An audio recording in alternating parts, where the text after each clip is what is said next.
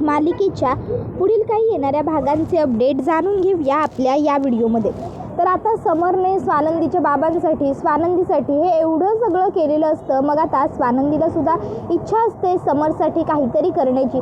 पण आता समरसाठी काय करावं, समरला काय आवडेल या गोष्टीचा अंदाज तिला नसतो।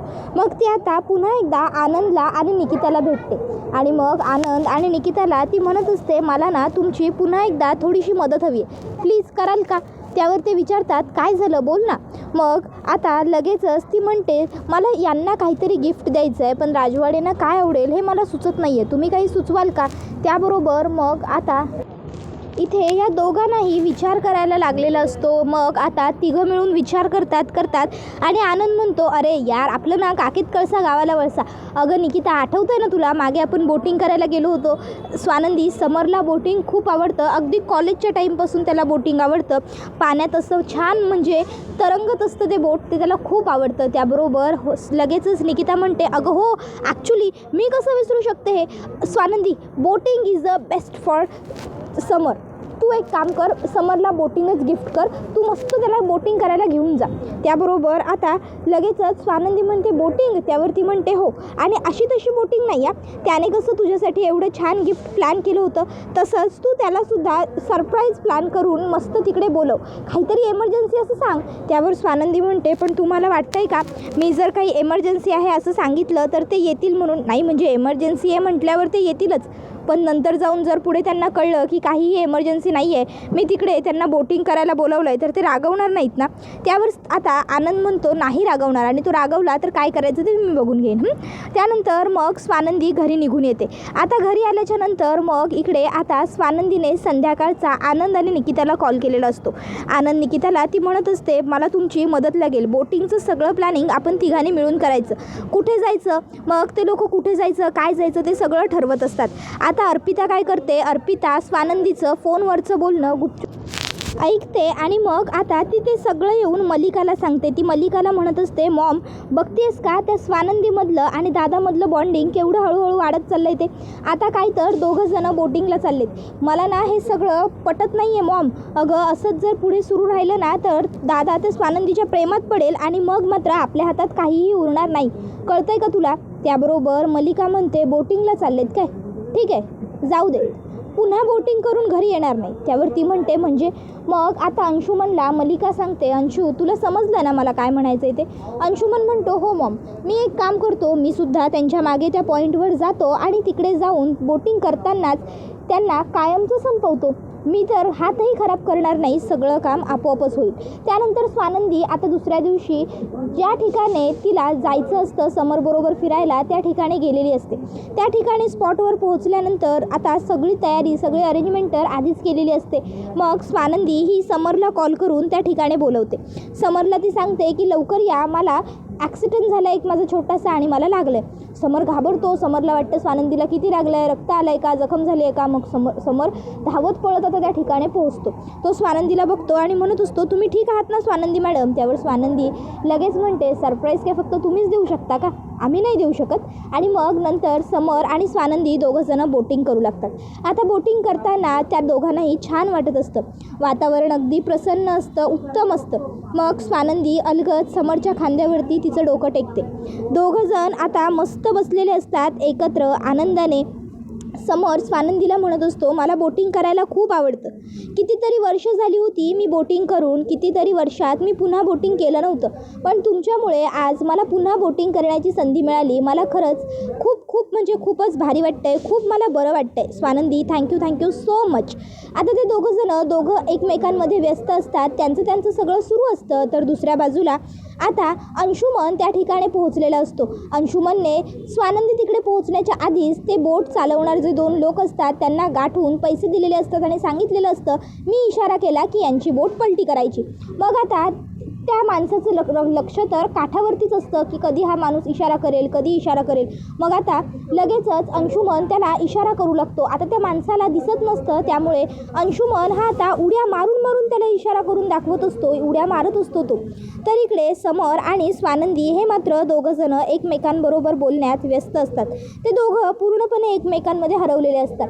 स्वानंदी म्हणत असते, नाही म्हणजे आम्ही कधी हे असं बोटिंग वगैरे केलं नव्हतं, पण तुमच्याबरोबर मी फर्स्ट टाईम बोटिंग करते आणि खरंच हा एक्सपिरियन्स खूप भारी आहे. आणि राजवाडे हा एक्सपिरियन्स मला तुमच्याबरोबर करायला मिळाला ना, ही गोष्ट तर त्याहून भारी आहे. आता ते दोघं हे बोलत असतात, सगळं छान सुरळीत सुरू असतं. तर इकडे आता हा अंशुमन म्हणत असतो, अरे यार या माणसाला का कळत नाही आहे. मग अंशुमन आणखीन थोडा पुढे जातो आणि आणखीन थोडं पुढे जाऊन तो आता इशारे करून दाखवत असतो. इकडे समर स्वानंदीला विचारतो, पण स्वानंदी मॅडम मला एक कळलं नाही की तुम्हाला हे कसं कळलं की मला बोटिंग आवडते. मला बोटिंग आवडते हे तर तुम्हाला माहीत नव्हतं, किंबहुना मी कधी बोललोही नव्हतो. तर दुसऱ्या बाजूला इकडे आता अंशुमन हा त्या माणसाला इशारा करत असतो, अरे त्यांना पाण्यात पाड, अरे त्यांना पाण्यात पाड, अरे पाण्यात पाड. पण त्या माणसाला काही कळत नसतं.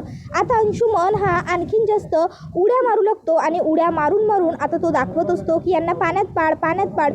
पण आता ते इशारे करून दाखवताना अंशुमनच्या हे लक्षात येत नाही की तो खूप जास्त काठावरती आलेला असतो आणि आता तो इतका काठावर येत जातो की आता त्याचा तोल कधी जातो हे त्यालाच कळत नाही आणि अंशुमन आता पाण्यात पडतो. अंशुमन आता पाण्यात पडल्याच्या नंतर इकडे स्वानंदी आणि समरला काहीतरी पाण्यात पडल्याचा आवाज येतो. ते दोघंही जण आता पटकन बोट घेऊन त्या माणसाला किनाऱ्यावर वाचवायला येतात. आता ते लगेचच अंशुमनला पाण्यातून बाहेर काढतात, स्वतःच्या बोटमध्ये घेतात. मग ते अंशुमनला बघून थक्क होतात की हा इकडे काय करतोय. स्वानंदी म्हणते, अंशुमन तू इकडे काय करत होतास. त्याबरोबर समरसुद्धा म्हणतो, अंशुमन काय विचारतोय आम्ही दोघं तुला, तू इकडे काय करत होतास, तू इथे कशाला आला होतास. मग तो सांगतो, मी मित्रांबरोबर ट्रिपला आलो होतो, काही नाही ते सहजच लेक व्ह्यू म्हणजे ते मी मित्र फोन करतोय, मी आलोच असं म्हणत आता तो पळ काढतो. आता स्वानंदीला हे सगळं जरा विचित्र वाटतं, पण स्वानंदी विचार करते जाऊ दे. समर म्हणतो, जाऊ दे आता बोटिंग करून झाली आहे, मग आपण घरी निघायचं का. स्वानंदी म्हणते, नाही नाही असं कसं, मला तुमच्याबरोबर छान लंच करायचं आहे. आणि मग स्वानंदीने आता मस्त सगळी लंचचीसुद्धा एका छान हॉटेलमध्ये तयारी केलेली असते. ती समरला म्हणते, तुमच्या इतकं ग्रँड तर मी प्लॅन केलेलं नाही आहे, पण आय होप तुम्हाला माझं प्लॅनिंगसुद्धा आवडलं असेल. त्यावर समर म्हणतो, खूप आवडलं, खूप छान केलं आहे तुम्ही सगळं. त्यानंतर दुसऱ्या बाजूला इकडे आता अर्पिता मलिकाला म्हणत असते, मॉम अगं एवढा वेळ झाला आहे तरी अजूनही आपल्याला अंशूने कॉल किंवा मेसेज केलेला नाही आहे. झालं असेल ना नेमकं आपलं काम, की अंशूने काम केलं नसेल म्हणून अंशू आपल्याला फोन करत नाही आहे. त्याबरोबर मग मलिका म्हणते, गप ग अर्पिता, उगाचच्या उगाच काहीतरी वाईट बोलू नकोस. मला खात्री आहे एव्हाना अंशूने काम केलंही असेल. तो ह्या मलिका राजवाडेचा मुलगा आहे, त्यामुळे अंशूकडनं काम झालं नसेल ही शंकासुद्धा मनामध्ये आणणं चुकीचं आहे. त्यावर मग अर्पिता म्हणते, मॉम जर एवढं वाटतंय तुला तर एक काम कर, कॉल करून विचार, कारण ज्या अंदाजे त्याने अजून कॉल केलेला नाही आहे ना, मला जर वाटत नाही आहे की आपलं काम झालं आहे. काम झालं असतं तर उड्या मारत मारत अंशू एव्हाना घरी आला असता आणि आपल्याला गुड न्यूज दिलीही असती. आता मलिकालाही ही गोष्ट पटते. मग मलिका अंशूला कॉल करते आणि अंशूला म्हणत असते, अंशू बेटा काम झालं का आपलं, केलंस का तू मी तुला सांगितलेलं काम. आता ते दोघं नवरा बायको त्यांच्या पायावरती चालत येणार नाही, त्यांना घ्यायला ॲम्ब्युलन्स पाठवाव्या लागतील, बरोबर ना. त्याबरोबर अंशू म्हणतो, ए स्टॉप स्टॉप स्टॉप मॉम, उगाचच्या उगाच ना नसती स्वप्न बघू नकोस. त्या स्वानंदीचं आणि त्या समरचं नशीब ना खूप म्हणजे खूपच नशीबवान आहे, बलवत्तर आहे. मी एवढं सगळं प्लॅन केलं, प्लॉट केलं, पण काहीही फायदा झाला नाही. अगं मी त्या माणसाला सांगताना उलट मीच पाण्यात पडलो, मीच मेलो असतो, त्यांनीच येऊन मला बाहेर काढलं. त्यावर हे ऐकून मलिकाला खूप राग येतो. मलिका आता अंशूवर चिडते आणि म्हणत असते, अंशुमन एक काम सांगितलं होतं तुला, पण तेही काम तुला धड जमलेलं नाही आहे. मलिका राजवाडेच्या मुलाच्या नावावरती ना कलंक आहेस तू, कलंक. अरे एक काम धड जमत नाही, एवढं सगळं प्लॅनिंग प्लॉटिंग करून दिलं होतं तुला, फक्त आयतं काम करायचं होतं आणि तेही तुला जमलेलं नाही आहे. एवढं बोलून ती रागाने फोन कट करते. त्याबरोबर अर्पिता म्हणते, मॉम तुझी जेवढी चिडचिड होती आहे त्यावरून तर मला स्पष्ट लगेचच झालं आहे सगळं की नेहमीप्रमाणे अंशूने काम योग्य केलेलं नाही आहे. अगं मॉम तुझीच चूक आहे, तुझी नाही आपली चूक आहे. आपण त्या अंशूला पाठवायलाच नको होतं. आपल्यापैकी कोणीतरी जायला हवं होतं. आपण गेलो असतो ना तर काम कसं शिताफीने व्यवस्थित पार पडलं असतं शहाण्या हाताने, पण आपण त्या मूर्खाला पाठवून खूप मोठी चूक केली.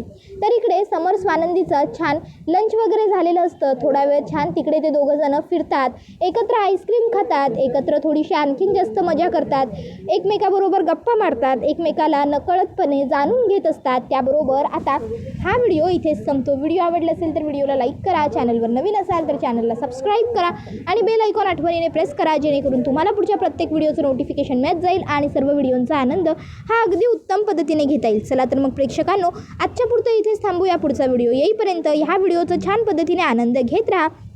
तुम्हाला ही मालिका कशी वाटते हे आम्हाला कमेंटमध्ये नक्कीच सांगा.